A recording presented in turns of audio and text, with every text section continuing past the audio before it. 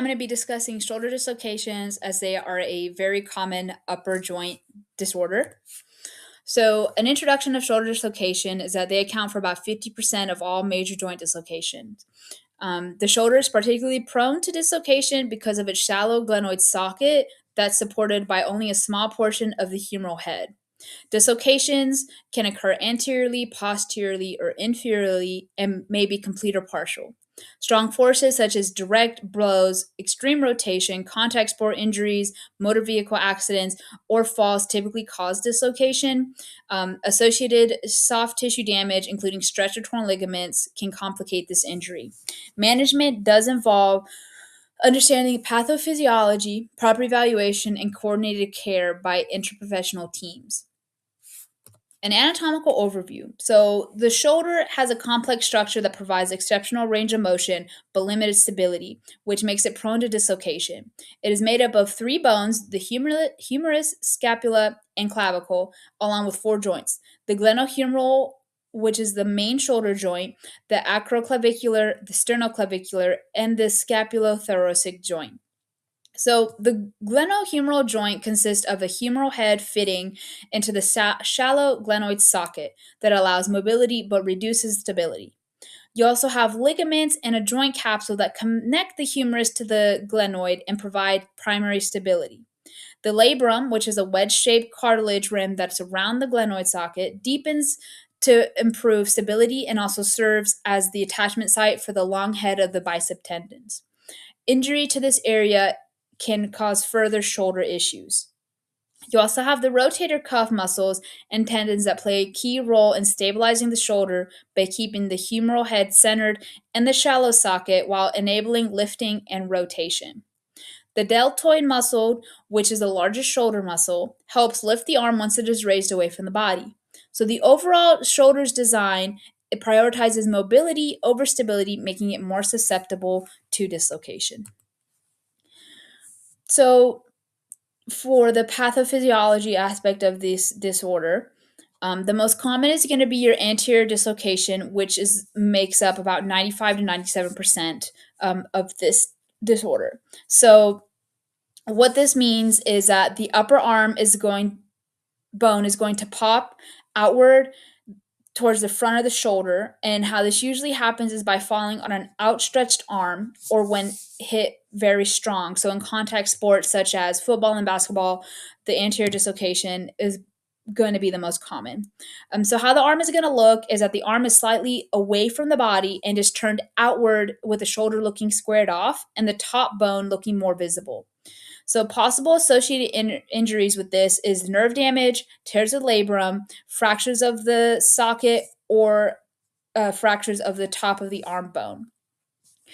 For a posterior dislocation, this is pretty rare. You're looking at about 2 to 4% of what makes up this type of injury. This just means that the upper arm bone is popped towards the back of the shoulder. And how this happens is getting a direct hit from the front, a seizure, or being electrocuted. So how the arm looks is going to be different. It's going to be held close to the body with the arm turned inward, and the person is not able to rotate the arm outward.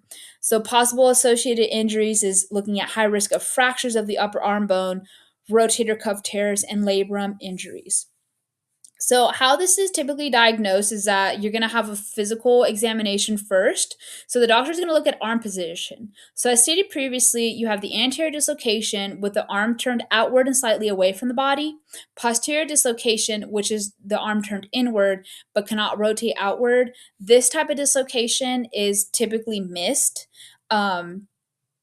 So we're going to discuss next as to imaging and as to how we're able to find the posterior dislocation when missed on physical exam. You also have the inferior dislocation with the arm stuck overhead, but this type of dislocation is very rare compared to the anterior and the posterior dislocation.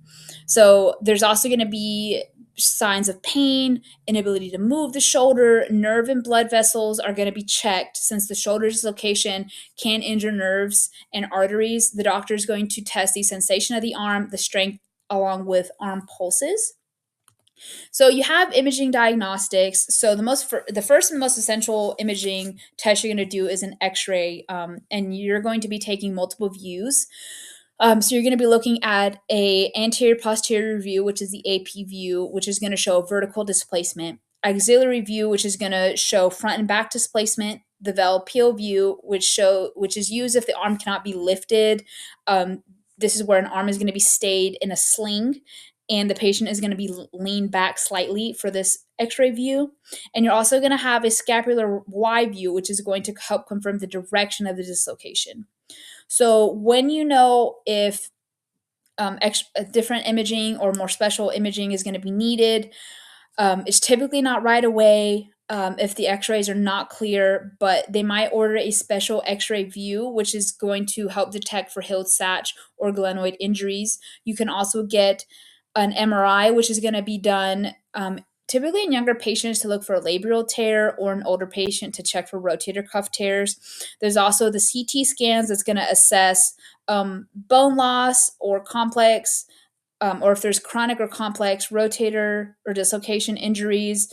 And then these special imagings are also going to help rule out the AC joint separation, which can be mistaken for a dislocation, the proximal humerus fracture, which is pretty urgent and need orthopedic surgery. There's going to be more bruising and more swelling, and sometimes the bone is completely displaced with this proximal humerus fracture. So again, this diagnosis in brief is going to involve a physical exam, multiple x-ray views, possible advanced imaging if needed, and these are always going to help the direction of treatment prior to treating. And this is going to also help rule out fractures and joint separations. So treatments of the shoulder dislocation. So the main goal is to safely and quickly reduce the shoulder, as most anterior dislocations do not need surgery. So some of the most common techniques you're going to be looking at is the scapular manipulation, which you're going to be moving the shoulder blade with gentle traction. This is going to have low fracture risk and often no sedation is needed. You also have the external rotation, which is where the arm is going to be bent at a 90 degrees, which is then slowly rotated outward until the shoulder slips back in.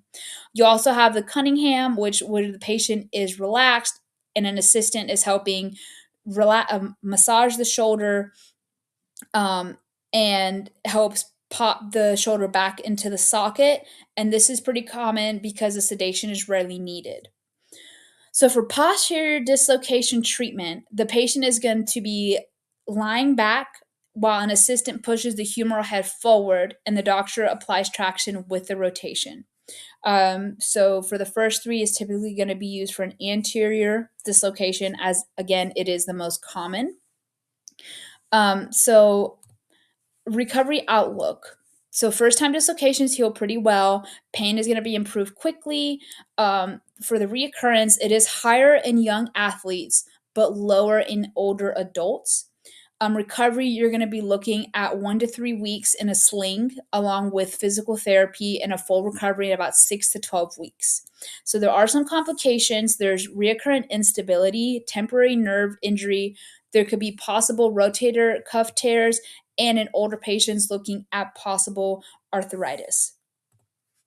In a peer review article that I had liked for this was the shoulder dislocations overview. Abrams and Akrabarnia describe shoulder dislocations as the most common major joint in dislocation. They explain that shoulders shallow glenoid fossa provides great mobility but limited stability, making it prone to injury. Damage to stabilizing structures such as a labrum, capsule, ligaments, and rotator cuffs can lead to recurrent instability and associated injuries like Bankart and the Hill-Sachs lesions. Although conservative treatment is often effective, especially in younger patients, there is the remain of concern, and further research is needed for long-term outcomes and prevention strategies. So in summary, like stated before, shoulder dislocations are the most common major joint dislocation and occurs primarily because the glenohumeral joint is designed for mobility rather than stability. So the glenoid socket and reliance on soft tissue stabilizers make the joint particularly vulnerable to displacement, especially during trauma or extreme rotation. Anterior dislocations are the most frequent, though there are chances for the posterior and inferior types to be present. upon unique mechanisms, clinical findings, and complication risks. So, diagnosis relies on careful physical clinical evaluation, thorough neurovascular assessment, and appropriate imaging to confirm direction and identify associated fractures or soft tissue injuries. Management typically involves prompt close reduction using various established techniques, followed by immobilization, reassessment, and rehabilitation. Most patients do recover well while conservative treatments. However, reoccurrence remains a significant concern, particularly in younger active individuals. And these are my 3 references. Thank you.